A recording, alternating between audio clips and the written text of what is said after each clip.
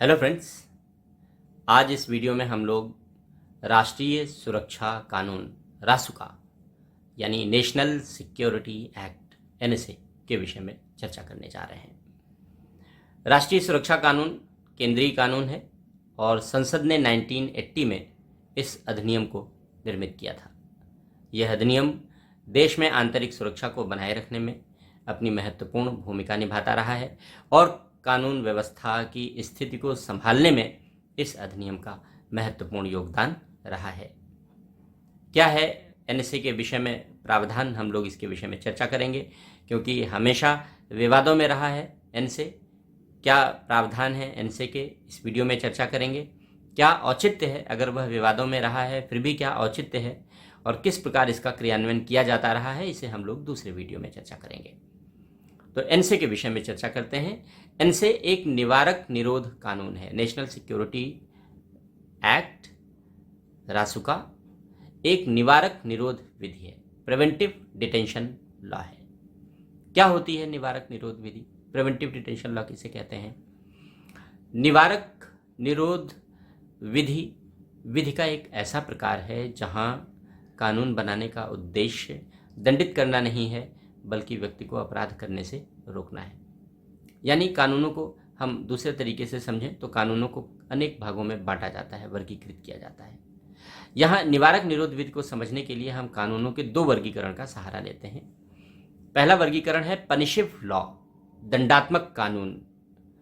दंडात्मक कानून ऐसे कानून को कहते हैं जिसका उद्देश्य व्यक्ति को अपराध के लिए दंड देना होता है, जैसे इंडियन पीनल कोड, भारतीय दंड संहिता एक पनिशिव लॉ है, एक दंडात्मक कानून है।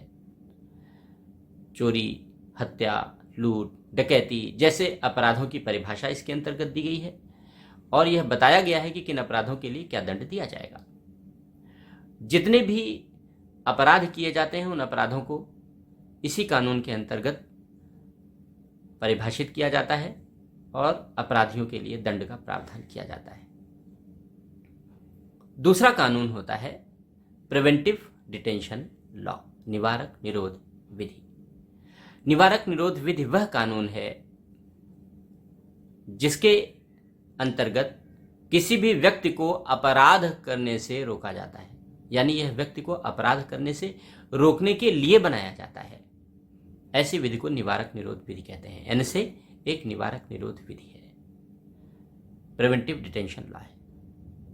अब इसको और दूसरे तरीके से भी समझते हैं कि जब हम पनिशिव लॉ बनाते हैं, दंडात्मक कानून बनाते हैं, तो दंडात्मक कानून के अंतर्गत जिस भी व्यक्ति पर अपराध करने का आरोप लगाया गया है वह भाग न सके, उसे सजा दिलाई जा सके, इसके लिए पुलिस उसे पकड़ लेती है, उसे अरेस्ट कहते हैं, गिरफ्तारी कहते हैं। लेकिन निवारक निरोध विधि में व्यक्ति को अपराध करने से रोका जा सके, वह अपराध में लिप्त ना हो सके या वह अपराध करने वाले या गैर कानूनी कार्य करने वाले लोगों का सहयोग न कर सके, इसके लिए पुलिस उसे पकड़ लेती है। लेकिन यहां उसे गिरफ्तारी नहीं कहते, अरेस्ट नहीं कहते, बल्कि यहां उसे डिटेंशन कहते हैं, निरुद्ध कहते हैं या निरोध कहते हैं। हालांकि जब सामान्य बोलचाल में प्रयोग होता है, समाचार पत्रों में लिखा जाता है, तो गिरफ्तारी और निरोध जैसे शब्दों में इतना भेद नहीं किया जाता, लेकिन यह गलत है। संकल्पना के तौर पर यह बिल्कुल गलत है। एनएसए के अंतर्गत गिरफ्तारी नहीं होती, डिटेंशन होता है, निरुद्धि होती है, और दंडात्मक कानूनों के अधीन, आईपीसी जैसे कानूनों के अधीन गिरफ्तारी होती है। तो एनएसए यानी राष्ट्रीय सुरक्षा कानून एक निवारक निरोध विधि है। क्या प्रावधान है इस कानून में? निवारक निरोध विधि को संविधान में भी संरक्षण दिया गया है। अनुच्छेद 22 निवारक निरोध विधियों को संवैधानिक संरक्षण प्रदान करता है। तो हम लोग कुछ एनएसए के प्रावधान और कुछ संविधान के प्रावधान जो महत्वपूर्ण है, दोनों की चर्चा यहाँ साथ साथ करेंगे। एनएसए की धारा 3, राष्ट्रीय सुरक्षा अधिनियम की धारा 3 यह कहती है कि भारत सरकार या राज्य सरकारें किसी भी व्यक्ति पर एनएसए इम्पोज कर सकती हैं, यानी किसी भी व्यक्ति को एनएसए के अंतर्गत निरुद्ध करने का आदेश जारी कर सकती हैं। आदेश का क्रियान्वयन हमेशा मजिस्ट्रेट करता है, एग्जीक्यूटिव मजिस्ट्रेट करता है, जिलाधिकारी करेगा या पुलिस कमिश्नर करेगा। लेकिन भारत सरकार या राज्य सरकारें निरुद्ध करने का आदेश जारी कर सकती हैं। किन आधारों पर करती हैं? धारा 3 उन आधारों का उल्लेख करता है। पहली बात, अगर कोई व्यक्ति भारत की रक्षा या सुरक्षा के विरुद्ध कार्य करता है या ऐसी संभावना है कि वह ऐसे लोगों का सहयोग दे सकता है या दूसरे देशों के साथ मैत्रीपूर्ण संबंधों के लिए बाधक बन सकता है, तब ऐसे व्यक्ति को संभावना के आधार पर पकड़ लिया जाएगा। क्योंकि निवारक निरोध विधियों के अधीन या एनसे के अधीन व्यक्ति को केवल संभावना के आधार पर, केवल आशंका के आधार पर पकड़ लिया जाता है। यह आवश्यक नहीं कि उसने वह कार्य किया हो, केवल उस कार्य को करने की संभावना हो सकती है, आशंका हो सकती है, इस आधार पर उसे निरुद्ध कर लिया जाता है। दूसरा आधार, यदि राज्य की सुरक्षा के लिए खतरा उत्पन्न होने की संभावना हो, तब ऐसे व्यक्ति को निरुद्ध किया जा सकता है। तीसरा आधार, यदि कानून व्यवस्था के लिए खतरा हो, तब ऐसे व्यक्ति को निरुद्ध किया जा सकता है। और चौथा आधार, यदि वह सामुदायिक उद्देश्य के लिए वस्तुओं की या सेवाओं की आपूर्ति में बाधा उत्पन्न होने की संभावना हो, तब व्यक्ति को निरुद्ध किया जा सकता है। और अंतिम आधार कि यदि कोई विदेशी व्यक्ति भारत की धरती पर रह रहा है, तो भारत की धरती पर उसके रहने का विनियमन करने के लिए, यानी यह आशंका है कि वह भारत के विरुद्ध कार्य कर सकता है, तब उसे अरेस्ट करने के लिए, तब उसे डिटेन करने के लिए इस अधिनियम का प्रयोग किया जा सकता है। और इस प्रकार धारा 3 उन आधारों का वर्णन करती है जिन आधारों पर किसी भी व्यक्ति को डिटेन किया जाता है। कब तक के लिए डिटेन किया जा सकता है? डिटेंशन 3 माह के लिए होता है। जब पुलिस किसी को अरेस्ट करती है दंडात्मक कानूनों में, तो वह अरेस्ट 24 घंटे की होती है और 24 घंटे के बाद बिना मजिस्ट्रेट की परमिशन के किसी भी व्यक्ति को अरेस्ट करके रखा नहीं जा सकता। लेकिन यहाँ अलग, यहाँ डिटेंशन 3 महीने का होता है।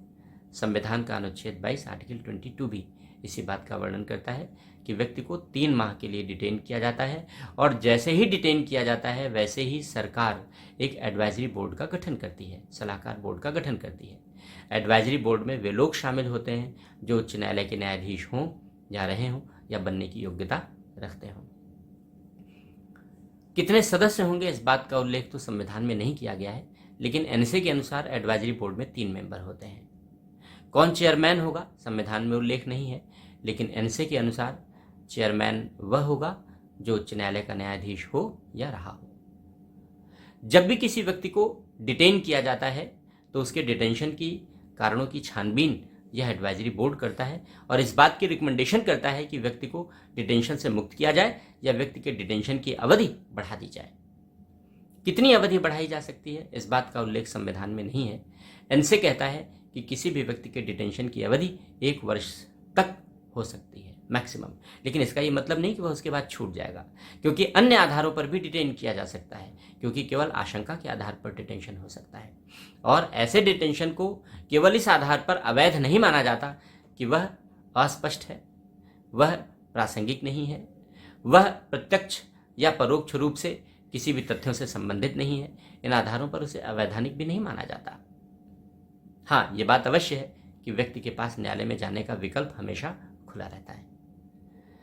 तो फिलहाल एडवाइजरी बोर्ड की रिकमेंडेशन के आधार पर डिटेंशन की अवधि का निर्णय किया जाता है। संविधान का अनुच्छेद 22 आर्टिकल 22 यह भी कहता है कि जैसे ही किसी व्यक्ति को डिटेन किया जाता है उसे डिटेंशन का कारण बताया जाएगा और उसे एडवाइजरी बोर्ड के सम्मुख अपना रिप्रेजेंटेशन देने का अधिकार भी होगा। एनसे भी इसी बात का वर्णन करता है, लेकिन आर्टिकल 22 यह भी कहता है, एनसे में इस बात का भी उल्लेख किया गया है, आर्टिकल 22 कहता है कि यदि व्यक्ति को जिन आधारों पर डिटेन किया गया है, यदि उन आधारों को बताने से लोकहित के लिए खतरा पैदा हो जाए तो व्यक्ति को डिटेंशन का कारण नहीं बताया जाएगा। तो लोकहित के विपरीत होने पर व्यक्ति को डिटेंशन का कारण बताने से मना भी किया जा सकता है। तो हम लोगों ने इस वीडियो में एनसे और प्रिवेंटिव डिटेंशन लॉ से संबंधित कुछ महत्वपूर्ण तथ्यों की चर्चा की है। प्री के एग्ज़ाम में ये इंपॉर्टेंट फैक्ट्स हैं जो हम लोगों ने पढ़ा है। इसके अलावा क्या औचित्य है इस अधिनियम का, कैसे भारत में इसका क्रियान्वयन रहा है, इसकी चर्चा हम लोग दूसरे वीडियो में करेंगे। इस वीडियो के लिए इतना ही। Thank you so much.